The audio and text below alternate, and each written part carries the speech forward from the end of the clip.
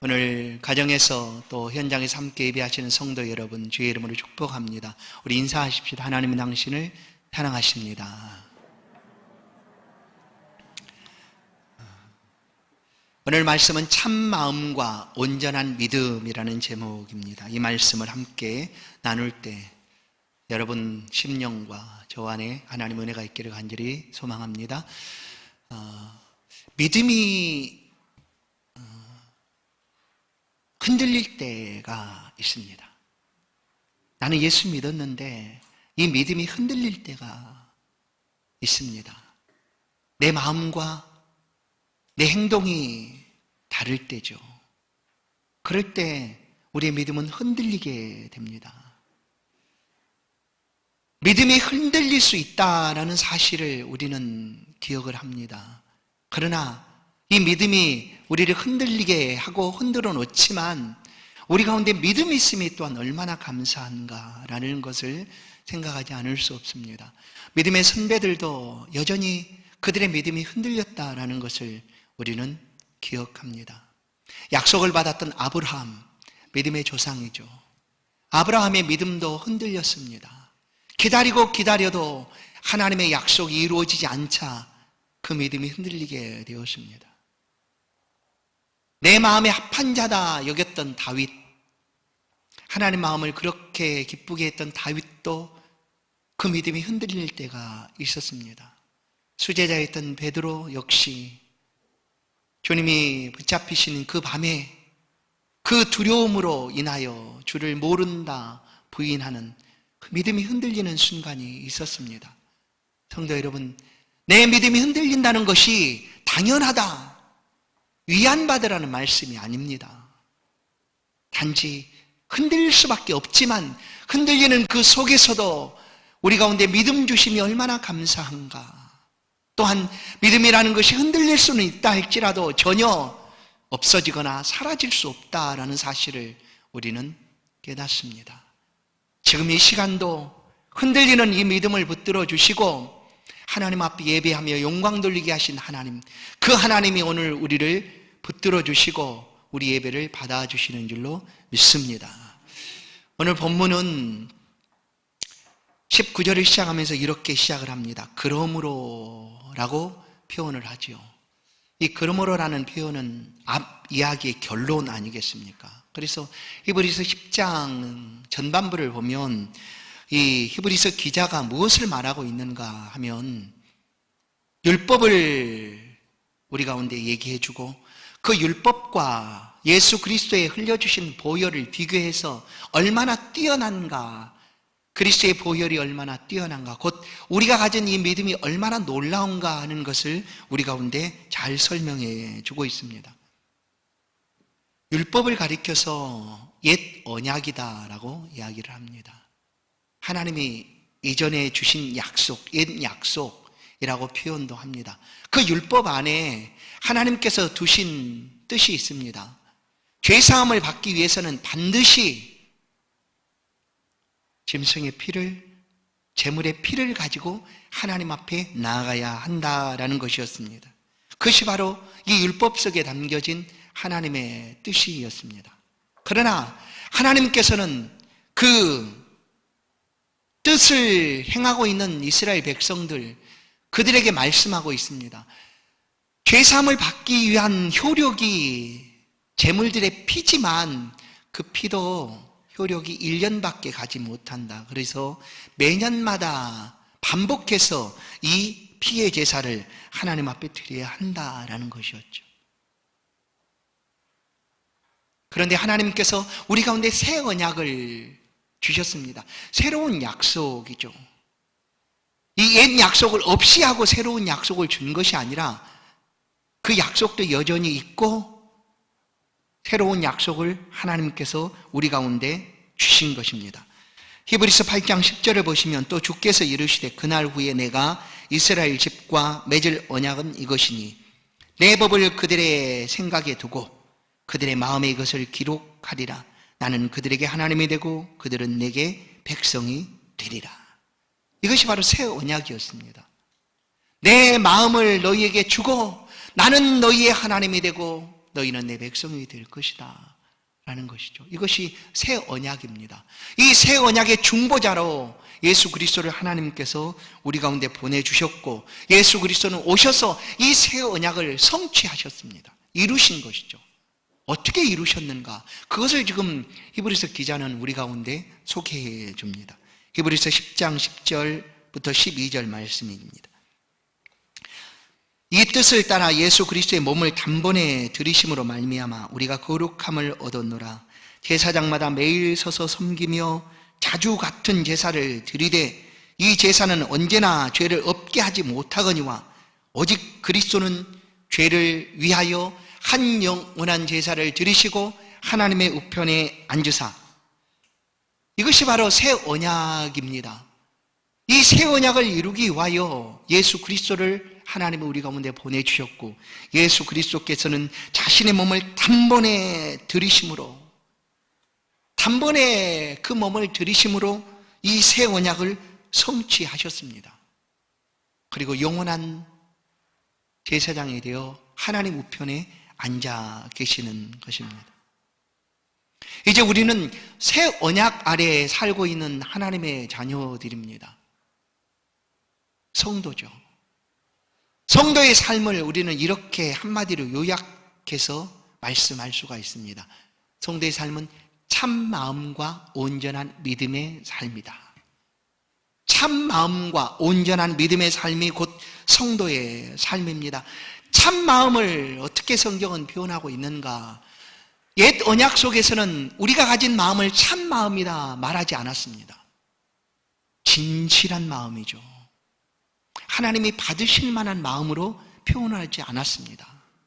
오직 새 언약 아래에서 우리의 마음을 참 마음이다 라고 하나님께서 말씀하고 계십니다. 옛 언약 안에 이전에 우리의 마음은 어떻게 있는가? 아주 자기 중심의 삶이었습니다. 내 중심적인 삶으로 삶을 살고자 하는 그 마음이 온통 나를 주장하고 있었습니다.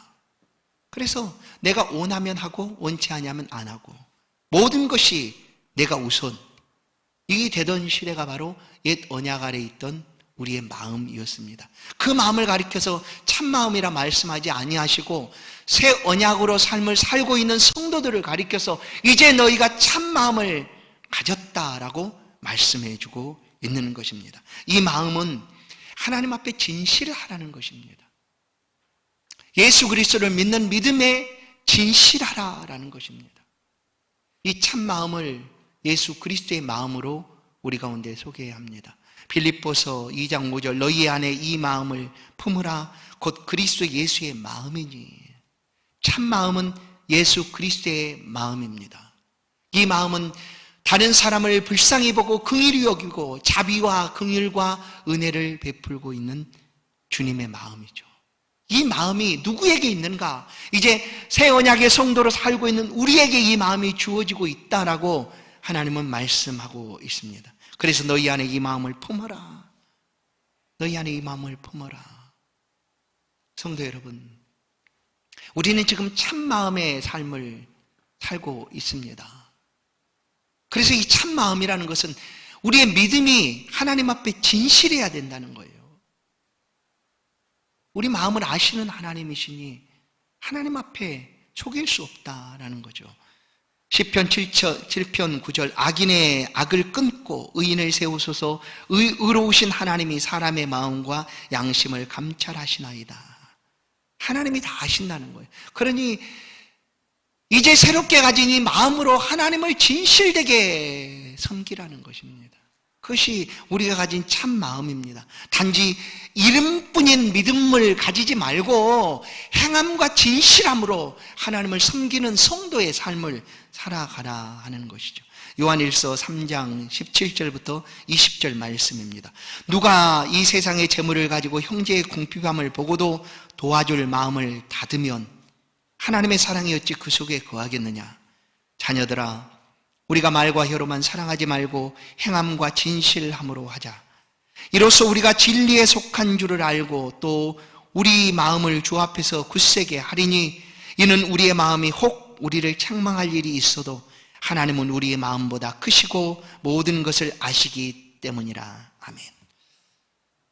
하나님 앞에 이 마음이 진실해야 합니다. 근데 이 마음이 참 어렵습니다. 저만 그럴까요? 여러분은 어떻습니까? 여러분 마음이 얼마나 어렵습니까? 왜냐하면 말씀을 듣는데 내 마음이 말씀대로 움직이질 않고 있어요. 그래서 어려워요. 이 마음, 말씀은 듣는데 머리에는 말씀이 있는데 이 마음에서는 그 말씀대로 삶을 못 살아가요. 그러니 어려워요. 그래서 이 마음이 어려운 것 아닐까요? 그런데 이 마음을 주장하는 이가 누굴까? 컨트롤하는 조정자가 누굴까? 하나님은 우리 가운데 양심의 법을 주셨습니다. 양심이라는 걸 주셨죠. 양심이다라고 얘기합니다.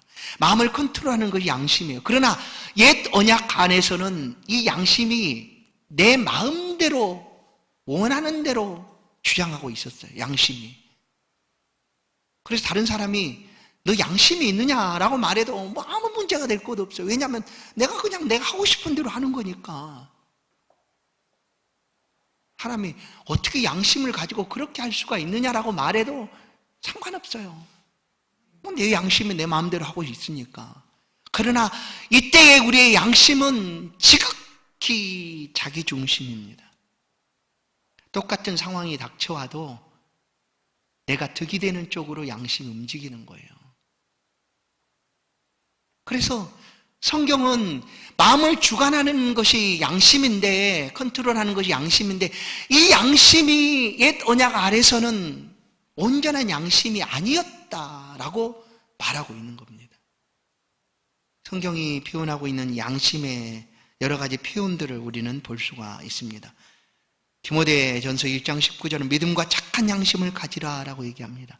양심이 착한 양심, 선한 양심이 있습니다. 또한 깨끗한 양심, 청결한 양심도 있습니다.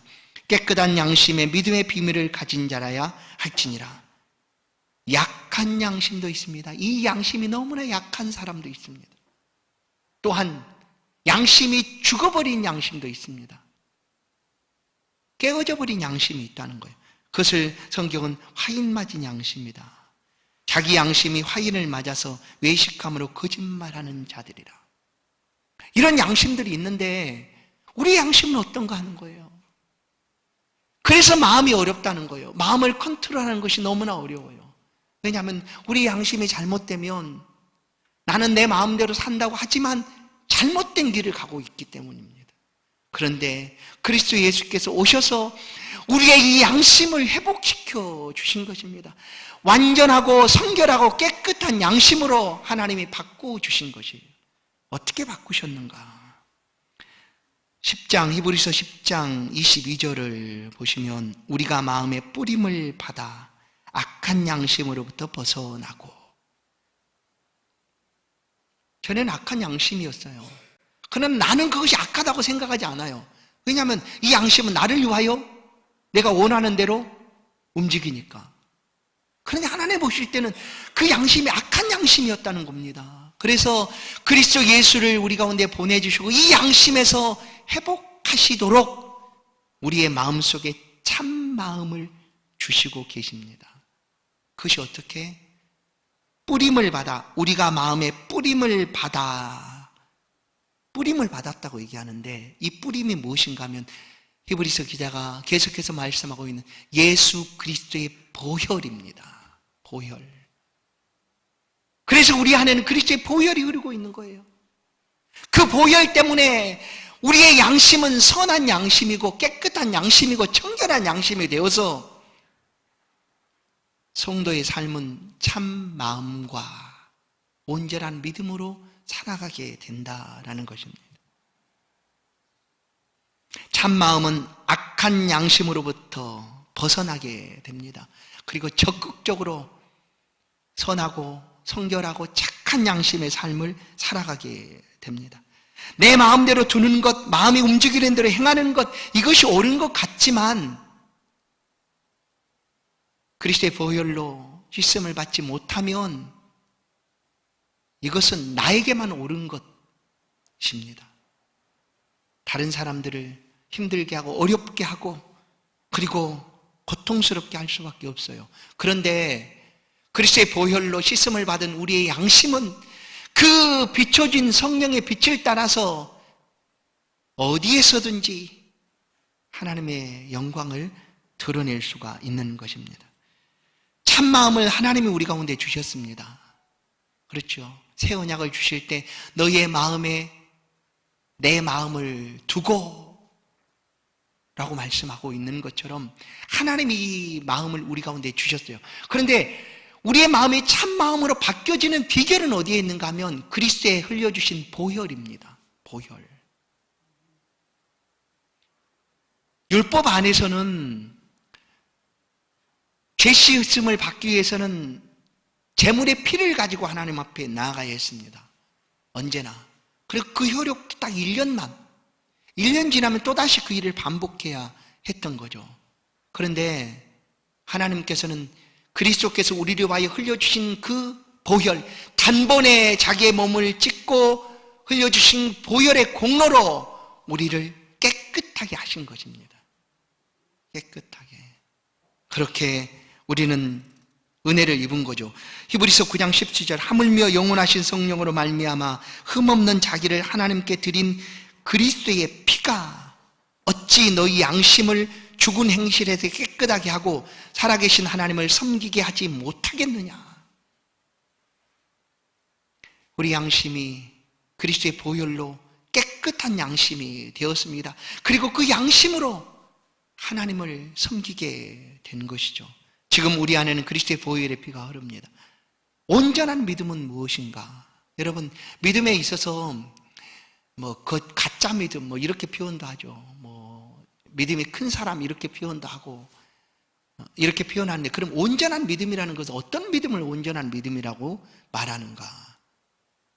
그 온전한 믿음은 말씀드린 대로 그리스도 예수께서 나의 죄를 속하기 위하여 자기의 몸을 찢고 십자가에서 피 흘려 죽으셨다라는 것을 믿는 것이 온전한 믿음입니다. 우리가 믿음을 얘기할 때 예수 그리스도를 믿는 것이 믿음입니다. 그러나 예수 그리스도의 모든 것을 믿는 거죠. 예수님의 동정녀 출생부터 시작하셔 고난과 죽으심, 부활과 성천, 다시 오실 것까지 믿는 것, 그것이 바로 믿음입니다. 그리고 그 믿음 안에 온전한 믿음은 바로 그리스도께서 나를 위하여 흘려주신 그 보혈을 믿는 믿음, 그것이 온전한 믿음입니다. 이것이 성도의 삶을 살아가는 아주 중요한 핵심이죠. 이 믿음이에요. 이 믿음으로 우리는 하나님 앞에 살아갑니다. 옛 언약 아래서는 대제사장이 성소의 깊숙한 곳 지성소 안으로 들어갑니다. 그리고 하나님 앞에 하나님, 우리 백성들의 죄를 용서해 주십시오 하고 제물을 하나님 앞에 올려드립니다. 하나님이 죄를 용서해 주시죠. 그런데 그 대제사장도 그 지성소로 들어가기 위해서는 죄 있는 사람이기 때문에 자기의 죄를 속하기 위하여 속죄제를 하나님 앞에 드려야 합니다. 그런 후에 그 지성소로 나아가야 되는 거죠.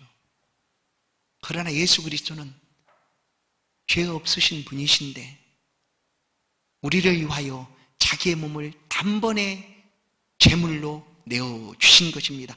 그 은혜로 우리가 믿음을 가지고 하나님을 섬기며 살아가게 됩니다. 히브리서 10장 10절 이 뜻을 따라 예수 그리스도의 몸을 단번에 들이심으로 말미암아 우리가 거룩함을 얻었노라.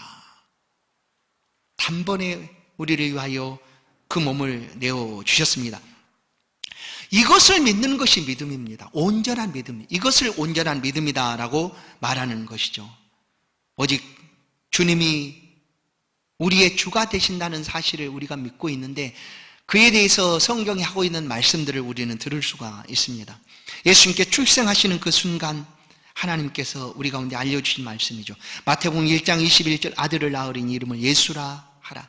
이는 그가 자기 백성을 저희 죄에서 구원할 자이심이라.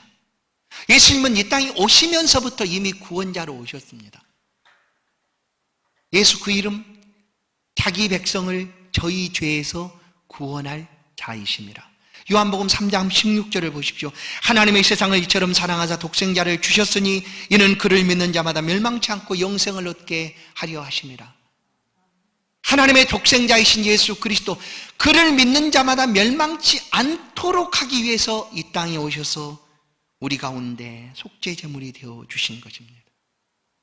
사도행전 4장 12절, 다른 이로서는 구원을 받을 수 없나니 천하 사람 중에 구원받을 만한 다른 이름을 우리에게 주신 일이 없음이었더라.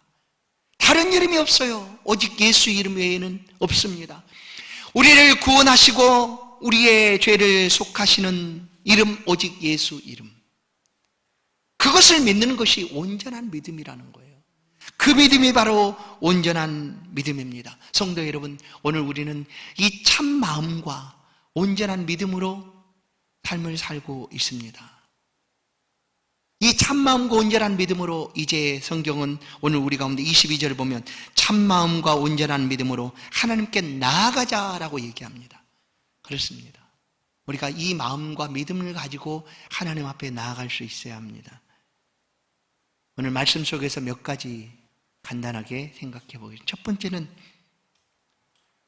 믿는 도리를 따라 그 소망을 굳게 잡고 나아가자는 거예요. 소망을 굳게 붙들고 하나님께 나아가십시다. 우리의 소망이신 예수 그리스도 굳게 붙잡으라는 표현은 무엇일까? 히브리서 3장 1절을 보면 그러므로 함께 하늘의 부르심을 받은 거룩한 형제들아, 우리가 믿는 도리의 사도이시며 대제사장이신 예수를 깊이 생각하라. 굳게 잡으라는 것은 깊이 생각하라는 것입니다. 우리는 예수와 상관없는 삶을 사는 것이 단 하나도 없습니다. 우리가 먹고 마시고 잠을 자고 쉬고 하는 모든 것들이 예수 그리스도와 상관이 있습니다. 왜냐하면 우리는 예수 그리스도 안에서 새로운 삶을 살고 있기 때문입니다. 순간순간 그리스도가 우리를 위하여 행하신 그 일들을 깊이 묵상하는 것, 깊이 생각하는 것, 그것이 하나님 앞에 진실함입니다. 그것이 참 마음이고 온전한 믿음으로 하나님을 섬기는 삶입니다.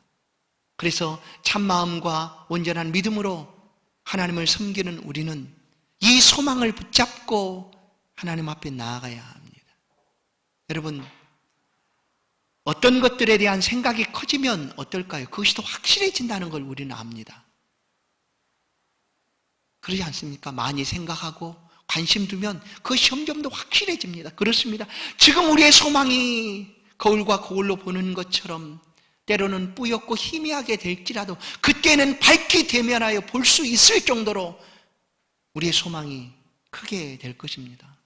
지금 그렇게 만들어갈 수 있는 비결은 삶의 모든 자리에서 예수를 깊이 묵상하는 겁니다. 흘려주신 그 보혈의 공로를 잊지 않고 또다시 묵상해 보는 것입니다. 그리고 나의 삶의 구석구석에서 예수 그리스도와 함께 살아가는 것입니다. 두 번째, 참마음과 온전한 믿음으로 살아간다는 것은 서로 돌아보며 사는 것입니다. 서로 돌보아야 한다라는 것이죠. 오늘날 이 시대의 문제점 중에 하나는 무엇일까? 시대가 너무나 빨리 흐른다는 거예요. 너무나 신속하게 지나간다는 거예요. 너무나 빠르게 바뀌어지고 신속하게 지나갑니다. 이것은 이미 다니엘서 예언을 통하여 우리 가운데 하나님 말씀하셨습니다. 많은 사람이 빨리 왕래하며 지식이 더하리라. 바로 오늘 우리의 시대죠. 얼마나 빠릅니까? 그래서 문제가 되는 거예요. 너무나 빨리 지나가니 그 빠름을 따라가려고 하면 정신을 못 차려요. 조금이라도 정신을 놓을 것 같으면 잠깐이라도 멈춰진 듯, 아니 주변을 둘러본 듯 싶으면 이미 지나가고 있으니 안 된다 해서 그냥 정신없이 따라가는 거예요. 다른 사람 돌아볼 겨를이 없어요. 주변을 살펴볼 겨를이 없어요. 그래서 제일 크게 생각하는 것은 납니다. 나. 여전히 나예요. 나. 내가 뒤처져지면 안 되지. 내가 넘어지면 안 되지. 내가 물러가면, 후퇴하면, 실패하면 안 되지. 그러니 다른 사람을 돌아볼 겨를이 없다는 거예요. 그러나 여러분, 참 마음과 온전한 믿음은 돌아보는 것이다 라는 거예요. 사랑과 선행으로 격려하고 물 한 그릇이라도 내어줄 수 있는 그런 시간들이 성도에겐 필요하다는 겁니다. 예수님께서 오셔서 그 일을 하셨어요. 다른 것이 아니라 돌아보는 일을 하신 거예요. 모두 다 빠르게 지나가는 그때 예수님은 멈춰서서 병자들을 만나주시고 그 마음을 살펴주시고 그들에게 위로를 건네주셨다라는 거예요. 시대가 너무나 빠르게 흘러도 우리는 성도입니다. 하나님을 닮아가고 예수 그리스도를 닮아가는 하나님의 자녀들입니다. 이 삶을 우리는 살아가야 합니다. 돌아볼 수 있기를 주의 이름으로 축원합니다. 돌아보십시다. 우리 이웃이 어떤 어려움이 있는지, 아니 우리 주변에 내가 돌아봐야 될 사람들이 어떤 일들을 겪고 있는지 돌아보는 것, 그것이 참 중요합니다. 세 번째, 마지막입니다. 오늘 25절의 말씀입니다. 모이기를 피하는 어떤 사람들의 습관과 같이 하지 말고, 뭘까요? 더욱 모이기를 힘써야 하는 시대입니다. 더욱 모이기를 힘써야 한다라는 거예요. 어떤 사람들은 모이기를 피하는 자들의 습관이 되어버렸어요. 아, 이제 괜찮다. 성도 여러분, 코로나19의 무서움은 이것 아닐까 싶어요. 금방 끝날 것 같았던 시간들이 거의 2년 가까이 지속이 됩니다. 그래서 성도들에게 이렇게 통화도 하고 만나보고 전화를 드리면 아이고 가야 되는데, 예배를 드려야 되는데 하면서 그렇게 못하고 있어요. 함께 예배를 드리고 싶은 마음이 있지만 그렇게 못하고 있어요. 이것이 더 두려움이고 무서움 아니겠습니까? 이후에 우리가 하나님 앞에 모이지 않아도 괜찮구나. 그냥 우리가 코로나 시대인데 어디서든 예배 드리면 무엇이 문제냐. 지금 내가 이렇게 예배 드리고 있는데 괜찮지. 물론 비대면으로 예배 드리는 것이 얼마나 중요하고 소중하다는 것을 모르는 것 아닙니다. 그럴지라도 또 우리는 함께 성도의 교제를 통하여 하나님의 교회에서 모여서 교제하고 예배하고 기뻐하고 기도하고 하나님을 높일 수 있어야 한다는 거예요. 그런데 코로나19의 무서움은 괜찮아, 이제 괜찮아, 안 모여도 괜찮아, 문제없어. 성경이 그것을 말하고 있어요. 어떤 자들의 습관과 같이 하지 말아라. 안 모여도 된다고 생각하고 있는 그것이 습관이 되어버린다는 것이 무서운 것 아닐까? 아닙니다. 오늘 이 시대 우리는 모여야 합니다. 더욱 모여서 하나님의 은혜를 함께 나누고 하나님의 영광을 높이는 일에 힘써야 합니다. 그것이 바로 참 마음과 온전한 믿음의 삶을 살아가는 성도의 모습입니다. 이렇게 삶을 살았던 한 교회를 성경은 우리 가운데 보여줍니다. 바로 초대교회죠. 사도행전 2장 46절 47절 말씀입니다. 날마다 마음을 같이하여 성전에 모이기를 힘쓰고 집에서 떡을 떼며 기쁨과 순전한 마음으로 음식을 먹고 하나님을 찬미하며 또 온 백성에게 칭송을 받으니 주께서 구원받는 사람을 날마다 더하게 하시니라. 초대교회 성도들이 그냥 모여졌을까요? 아주 힘써야 했습니다. 여러분, 힘쓴다는 표현은 무엇이겠습니까? 그냥 자연스럽게 할 수 있는 일이라면 이렇게 드는 일, 이걸 힘쓴다고 얘기하지 않아요. 그냥 들면 되는 것 아닙니까? 힘쓰지 않잖아요. 그러나 힘써야 한다는 것은 어떤 일일까요? 그것은 거센 물줄기를 거슬러 올라가는 물고기 모습과 같지 않을까요? 그것이 힘쓴다고 표현하는 것 아닙니까? 우리의 성도의 삶에서 이렇게 힘을 써야 되는 것이 무엇인가? 모이기를 힘쓰는 일입니다. 모이는 일입니다. 초대교회 성도들은 이 일을 위하여 모였습니다. 그 당시에 상황들이 어땠을까요? 그냥 순교당하는 순간이었어요. 아니, 지금처럼 경고를 하거나 예고를 하는 그런 시대가 아니었어요. 예수 믿는다는 것 이유 때문에 칼로 횃불이 되어서 또 맹수들에게 먹이로 던져지는 그런 때였어요. 그런데도 초대교회는 모였어요. 보세요. 날마다 마음을 같이하여 성전에 모이기를 힘쓰고, 힘쓰지 않으면 안 되는 일이었습니다. 오늘 우리도 마찬가지죠. 아무리 어렵고 힘들어도 우리가 힘을 내서 힘쓰지 아니하면 모이기가 어렵습니다. 함께 모여서 예배할 수 있는 것이 힘들어집니다. 그래서 성경은 힘쓰라라고 표현하는 거예요. 그런 어려운 중에도 성도는 함께 모였습니다. 그랬더니 결과가 놀랍습니다. 주께서 구원받는 사람을 날마다 더하게 하셨다. 놀랍지 않습니까? 오늘 이 시대에, 우리 시대의 초대교회는 어느 교회일까요? 저는 소망합니다. 우리 임마누엘 교회가 이런 초대교회 되기를 간절히 소망합니다. 이 시대의 초대교회처럼 모이기를 힘쓰고 주의 영광과 주의 나라를 위해서 애쓰면 하나님 약속하신 그대로 날마다 구원받는 자를 더하게 하시니라. 이렇게 은혜 베풀어 주실 줄로 믿습니다. 사랑하는 성도 여러분, 우리 가운데 주신 참 마음, 우리 가운데 주신 그 온전한 믿음, 때로 성도의 삶은 세상 속에 보이지 않습니다. 드러나지도 않아요. 뭐 알려지지도 않아요. 그러나 드러나지 않고 보여지지 않아도 성도는 이 삶을 살고 있습니다. 그것이 세상을 바꾸어 갑니다. 세상을 새롭게 합니다. 코로나라는 그 질병이 보이지도 않고 뭐 흔적도 없지 않습니까? 그런데 세상이 이렇게 떠들썩한 것처럼 성도의 삶도 보이지 않아도, 드러나지 않아도 세상을 새롭게 하는 놀라운 능력입니다. 여러분, 우리의 믿음이 없는 순간이 다가올 수도 있습니다. 믿음이 없을 때와 만날 수도 있습니다. 그럴지라도 믿음을 주신 하나님께서 오늘 우리를 붙들고 계시고 참 마음과 온전한 믿음의 삶을 살아갈 수 있도록 함께하고 계십니다. 예수 그리스도를 깊이 묵상하십시다. 아무리 바쁘고 힘들어도 한번 돌아보십시다. 내 손을 펴서 물 한 잔, 냉수 한 그릇 대접할 리가 혹시 없을까? 그리고 힘을 내어서, 힘써서 함께 모여서 하나님의 교회가, 초대교회 같은 그런 아름다운 교회가 될 수 있도록 우리 모든 성도들이 주님의 은혜 가운데 함께하기를 주의 이름으로 소원드립니다. 하나님 감사합니다. 걸어가신 하나님, 우리를 하나님의 집으로 보내주시니 감사합니다. 대면하여 얼굴을 뵙게 하고 또 만나서 함께 은혜 나눌 수 있도록 이 시간을 허락해 주시니 감사합니다. 또한 속히 이 코로나19 질병이 물러가서 우리 모든 성도들이 약속하신 말씀 그대로 힘써서 모일 수 있도록, 모여서 주의 나라와 영광을 위하여 애쓰는 그런 우리 모든 성도들이 다 될 수 있도록 붙들어 주시고 함께하여 주옵소서. 우리의 삶을 주관하여 주시고 지켜주실 줄 믿고 예수 그리스도의 이름으로 기도하옵나이다. 아멘. 찬송 259장입니다. 귀한 예물 하나님 앞에 봉헌드립니다.